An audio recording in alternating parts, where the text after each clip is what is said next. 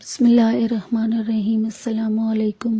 آج ہم معروف روحانی اسکالر خواجہ شمس الدین عظیمی صاحب کی کتاب 101 اولیاء اللہ خواتین کے پارٹ نمبر 17 صفحہ نمبر 146 سے ریکارڈنگ کا آغاز کر رہے ہیں۔ میں چاہتی ہوں کہ تم تمام علوم کمال حاصل کرو۔ تمہارے والد کے ترکہ میں سے 80 دینار میرے پاس ہیں، 40 دینار تمہارے بھائی کے ہیں اور 40 دینار تمہیں دے رہی ہوں۔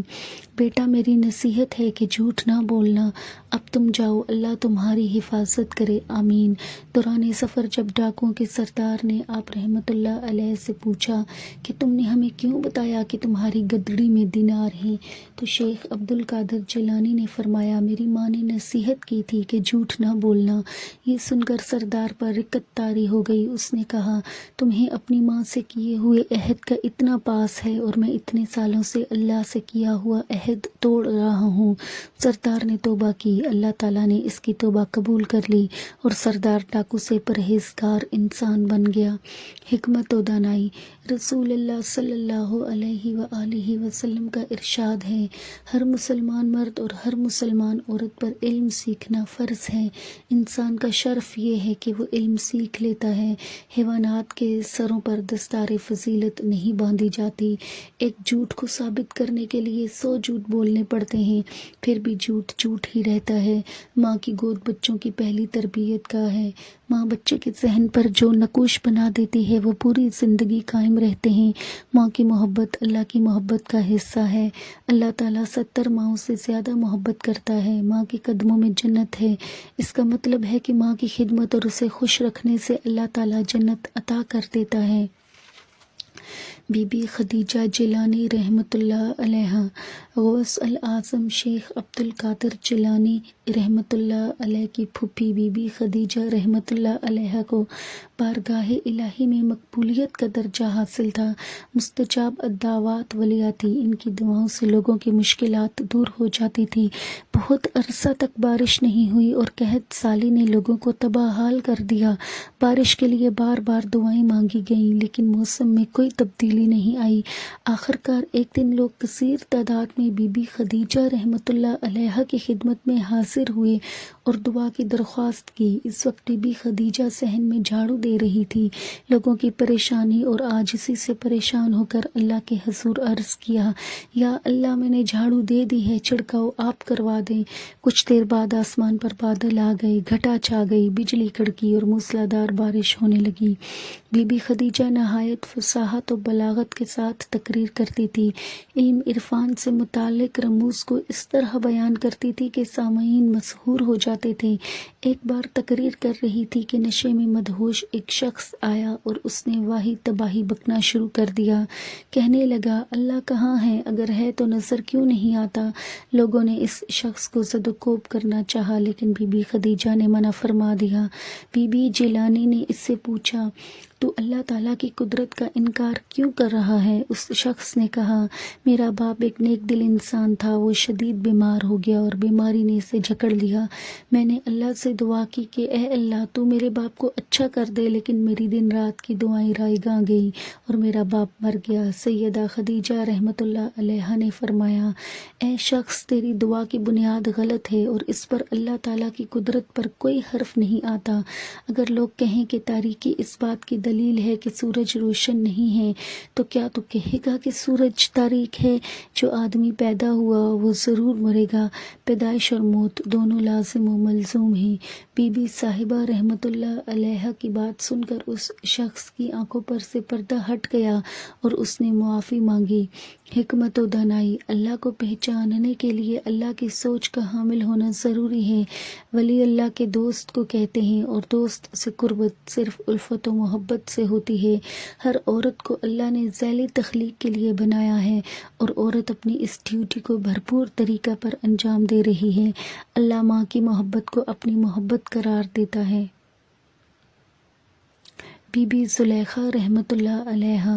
حضرت نظام الدین رحمۃ اللہ علیہ کی والدہ ماجدہ کا نام زلیخا ہے۔ حضرت نظام الدین فرماتے ہیں میری والدہ کو اللہ تعالیٰ سے خاص تعلق تھا۔ جب انہیں کوئی ضرورت پیش آتی تھی تو خواب میں دیکھ لیتی تھی۔ میری حالت یہ ہے کہ مجھے جب کوئی ضرورت پیش آتی ہے تو میں اپنی اماں کے مزار پر جا کر عرض کر دیتا ہوں۔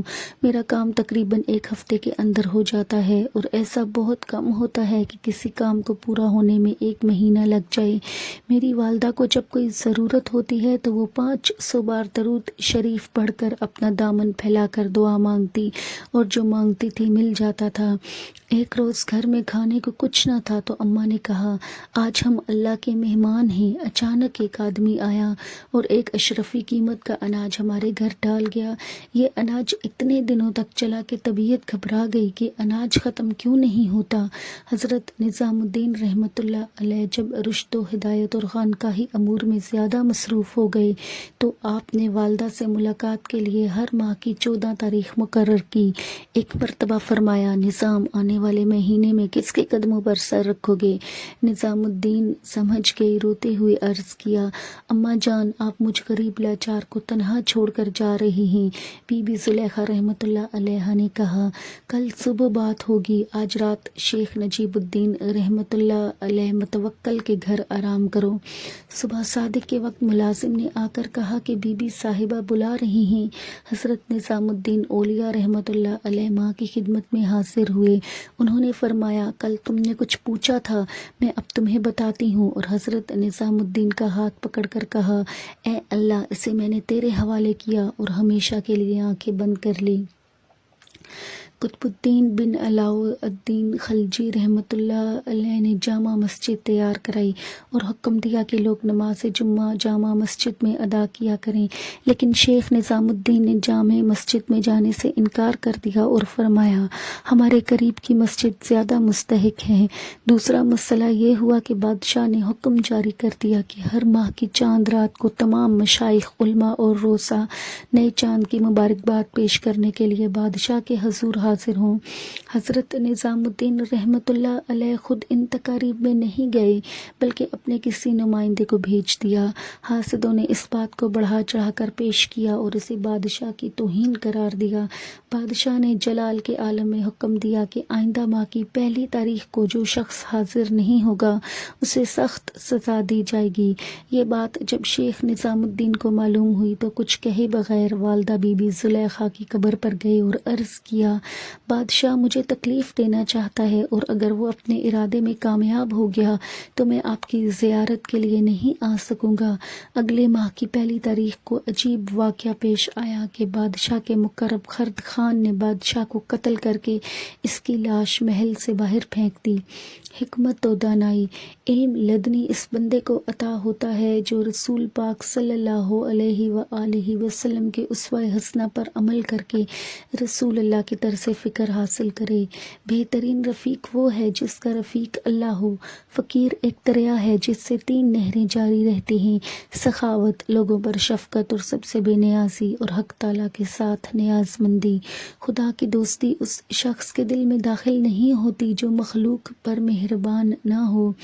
بی بی کرسم خاتون رحمۃ اللہ علیہ، شیخ العالم بابا فرید الدین مسعود گنج شکر رحمۃ اللہ علیہ کی والدہ بی بی کرسم خاتون رحمۃ اللہ علیہ نے بیٹے کی تربیت اس طرح کی کہ بیٹا ولی اور خدا شناس ہو گیا۔ بی بی کرسم خاتون پوری رات عبادت میں مشغول رہتی تھی۔ ایک رات بی بی کرسم خاتون تہجد کی نماز پڑھ رہی تھی کہ ایک چور گھر میں گھس آیا۔ بی بی صاحبہ نے نظر ڈالی تو چور اندھا ہو گیا۔ چور نے روتے ہوئے کہا میں وعدہ کرتا ہوں کہ آئندہ چوری نہیں کروں گا۔ اسی وقت بصارت لوٹ آئی، اس نے بی بی صاحبہ کے قدموں میں گر کر معافی مانگی۔ اگلی صبح وہ اپنی بیوی بچوں کو لے کر بی بی کرسم خاتون کی خدمت میں حاضر ہوا اور اہل و عیال سمیت مسلمان ہو گیا۔ آپ نے اس کا نام عبداللہ رکھا۔ اللہ تعالیٰ نے عبداللہ کی عبادت و ریاست کو قبول فرما کر اس کو مرتبہ ولایت عطا فرما دیا۔ بابا فرید گنج شکر رحمۃ اللہ علیہ کی کم سنی میں ان کے والد کا انتقال ہو گیا تھا اور ان کی نگہداشت اور تعلیم و تربیت کی ذمہ داری ان کی والدہ بی بی کرسم خاتون پر آ گئی۔ بی بی صاحبہ نے نہایت توجہ اور محنت سے اپنے صاحبزادے کی پرورش کی۔ بابا فرید ابھی بچے تھے کہ ان کی والدہ عبادت کی ترغیب کے لیے روزانہ ان کی جائے نماز کے نیچے شکر کی ایک پڑیا رکھ دیتی تھی اور کہتی تھی، بیٹا، جو بچے دل سے اللہ تعالیٰ کی عبادت کرتے ہیں انہیں روزانہ جائے نماز کے نیچے سے شکر ملتی ہے۔ ایک دن والدہ صاحبہ شکر کی پڑیا رکھنا بھول گئی۔ جب انہیں خیال آیا تو بابا فرید نماز پڑھ چکے تھے۔ انہوں نے دریافت کیا، بیٹا تم نے نماز ادا کر لی؟ بابا فرید نے ادب سے فرمایا، جی اماں جان، میں نے نماز ادا کر لی ہے اور شکر بھی کھا لی۔ یہ حال دیکھ کر وہ سمجھ گئی کہ بچے کے اندر یقین کا نور پیدا ہو گیا ہے اور اللہ کی بارگاہ سے لطف و اکرام بھی حاصل ہے۔ اس دن سے انہوں نے اپنے بیٹے کو مسعود گنج شکر رحمۃ اللہ علیہ کہنا شروع کر دیا۔ بابا فرید الدین مسعود گنج شکر پاک پتن میں تشریف فرما تھے۔ ایک دن شیخ نجیب الدین متوکل کو بلایا اور یہ فریضہ سونپا کہ وہ والدہ صاحبہ کو پاک پتن لے آئیں۔ شیخ نجیب الدین بی بی کرسم خاتون کو ساتھ لے کر پاک پتن کی طرف عازم سفر ہوئے۔ دوران سفر آرام کی غرض سے ایک درخت کے نیچے ٹھہرے۔ شیخ نجیب الدین پانی لینے کے لیے قریبی علاقے میں چلے گئے۔ واپس آئے تو بی بی صاحبہ کو موجود نہ پایا۔ حیرانی اور اضطراب کے عالم میں ادھر ادھر تلاش کیا لیکن کہیں پتہ نہ چلا۔ جب کوشش ناکام ہو گئی تو بابا فرید کی خدمت میں حاضر ہوئے اور گمشدگی کا واقعہ عرض کیا۔ بابا فرید نے فرمایا، کھانا تیار کرو اور غریبوں میں تقسیم کر دو۔ ایک مدت گزرنے کے بعد شیخ نجیب الدین متوکل رحمۃ اللہ علیہ کا گزر پھر اس علاقے سے ہوا جہاں بی بی کرسم لاپتہ ہو گئی تھی۔ ایک جگہ شیخ نجیب کو چند انسانی ہڈیاں دکھائی دی۔ پاس کر آئین سے انہوں نے یہ نتیجہ اخذ کیا ہے، بی بی کرسم خاتون رحمۃ اللہ علیہ کو کسی درندے نے حملہ کر کے ہلاک کر دیا ہے۔ یہ خیال آتے ہی انہوں نے ہڈیاں جمع کی اور ایک تھیلے میں رکھ کر بابا فرید کے پاس پہنچے اور تمام حال بیان کیا۔ بابا فرید نے جب تھیلی کو کھولا تو اس میں سے رنگ برنگے پھول برآمد ہوئے۔ بابا فرید کی آنکھوں سے آنسو رواں ہو گئے۔ حکمت و دانائی، دنیا دار دنیا کے پیچھے دوڑ رہے ہیں اور دنیا اہل اللہ کے پیچھے بھاگ رہی ہے۔ وہ شخص نہایت بدقسمت ہے جس کے دل میں رحم کا جذبہ نہ ہو۔ بے ادب خالق و مخلوق دونوں کا معتوب ہو جاتا ہے۔ اللہ کے نزدیک بہترین صفت پرہیزگاری ہے۔ بچوں سے پیار کرنا اللہ کی رحمت کی نشانی ہے۔ سچی عبادت سے بری عادتیں ختم ہو جاتی ہیں۔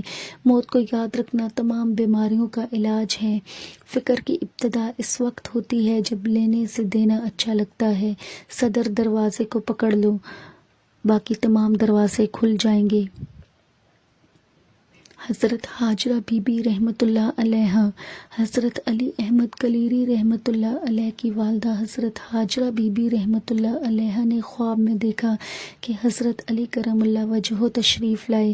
انہوں نے فرمایا، اللہ تعالیٰ تجھے صاحب عصمت فرزند عطا کرے گا، اس کا نام علی رکھنا۔ دوسرے دن خواب میں حضور اکرم صلی اللہ علیہ وآلہ وسلم کی زیارت ہوئی۔ فرمایا، حاجرہ تو اپنے ہونے والے لڑکے کا نام احمد رکھنا۔ ان بشارتوں کے بعد حاجرہ بی بی رحمۃ اللہ علیہ کے ہاں ایک لڑکے کی ولادت ہوئی جس کا نام انہوں نے علی احمد رکھا۔ 5 سال کی عمر میں علی احمد کے والد کا انتقال ہو گیا۔ ایک مرتبہ دونوں ماں بیٹے بھوکے تھے۔ حاجرہ بی بی میں کسی سے سوال کرنے کی ہمت نہیں تھی۔ فجر کی نماز کے بعد بیٹے نے کہا، اماں بھوک لگ رہی ہے۔ ماں دوپہر تک مختلف ہیلوں بہانوں سے اسے ٹالتی رہی کہ اللہ تعالیٰ کہیں سے بندوبست کر دے گا۔ ظہر کی نماز کے بعد علی احمد نے دوبارہ کچھ کھانے کو مانگا۔ حاجرہ بی بی نے دیگچی میں پانی ڈال کر چولہے پر رکھ دیا اور کہا، کھانا پک رہا ہے۔ اس طرح مغرب ہو گئی۔ مغرب کے بعد بیٹے نے کہا کہ مجھے بھوک لگ رہی ہے اور دیگچی کا ڈھکن اٹھا دیا۔ عمدہ قسم کے پکے چاولوں سے دیگچی بھری ہوئی تھی۔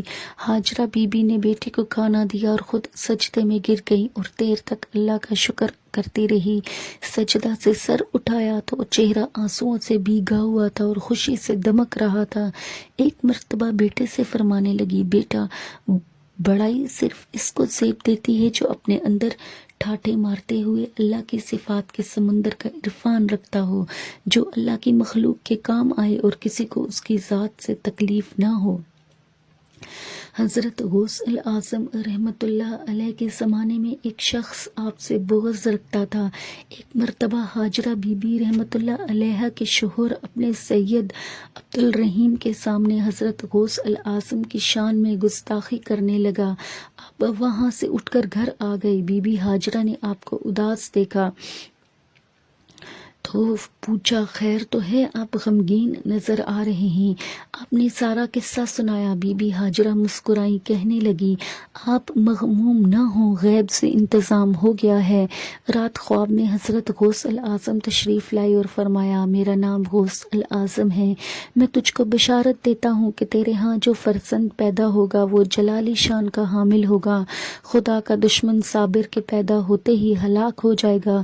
چنانچہ جس وقت حضرت صابر رحمۃ اللہ علیہ صاحب پیدا ہوئے، حاسد شخص پر آسمانی بجلی گری اور وہ واصل جہنم ہو گیا۔ حکمت و دانائی، نیک روحوں کی آمد کی بشارت پہلے سے دے دی جاتی ہے، منتخب بندوں کو عالم ارواح میں ہی نسبت منتقل ہو جاتی ہے۔ اللہ کی صفات کے سمندر کا عرف ہی متقی ہے۔ بی بی سارہ رحمۃ اللہ علیہ بی بی سارہ رحمۃ اللہ علیہ شیخ نظام الدین ابو الموید کی والدہ تھی۔ خواجہ قطب الدین کاکی رحمۃ اللہ علیہ انہیں اپنی بہن کہتے تھے۔ آپ رحمۃ اللہ علیہ عارفہ اور کاملہ تھی۔ ایک مرتبہ خوش سالی کی وجہ سے دہلی میں قحط پڑ گیا، غلہ انتہائی مہنگا ہو گیا، روٹی غریبوں کی پہنچ سے باہر ہو گئی۔ دہلی کے بہت سے لوگ جمع ہو کر شیخ نظام الدین رحمۃ اللہ علیہ ابو الموید کی خدمت میں حاضر ہوئے اور ان سے عرض کیا کہ بارش کے لیے بارگاہ الہی میں عرض کریں۔ شیخ نظام ممبر پر کھڑے ہوئے، اپنی آستین سے کپڑے کا ایک رومال نکالا، اسے آسمان کی طرف کر کے دعا کی، یا اللہ، یہ کپڑے کا رومال اس بزرگ خاتون کا ہے جس نے پوری عمر کسی سے زیادتی نہیں کی۔ یا اللہ، اس نیک دل خاتون کے طفیل اور اس کے جذبہ عبودیت کے واسطے ہمارے حال پر رحم فرما اور باران رحمت برسا دے، تیری مخلوق بھوک پیاس سے بے حال ہے۔ تھوڑی دیر بعد آسمان پر بادل چھا گئے اور اس قدر بارش ہوئی کہ جل تھل ہو گیا۔ لوگوں نے شیخ نظام الدین سے پوچھا، حضرت، یہ رومال کس کا تھا جس کے وسیلے سے آپ کی دعا قبول ہوئی؟ شیخ نے رحمۃ اللہ علیہ نے فرمایا، یہ وہ رومال ہے جو میری والدہ بی بی سارہ رحمۃ اللہ علیہ عبادت کے وقت اپنے سر باندھتی تھی۔ انہیں یہ رومال خواجہ قطب الدین بختیار کاکی نے دیا تھا۔ حکمت و دانائی، بزرگوں کے پہنے ہوئے لباس یا استعمال کی ہوئی چیزوں میں ان کے انوار و برکات ذخیرہ ہو جاتے ہیں اور ان انوار و برکات کی وجہ سے اللہ تعالیٰ ان کے وسیلے سے مانگی ہوئی دعاؤں کو قبول کرتے ہیں۔ اب صفحہ نمبر 157 پر اختتام ہوا چاہتا ہے۔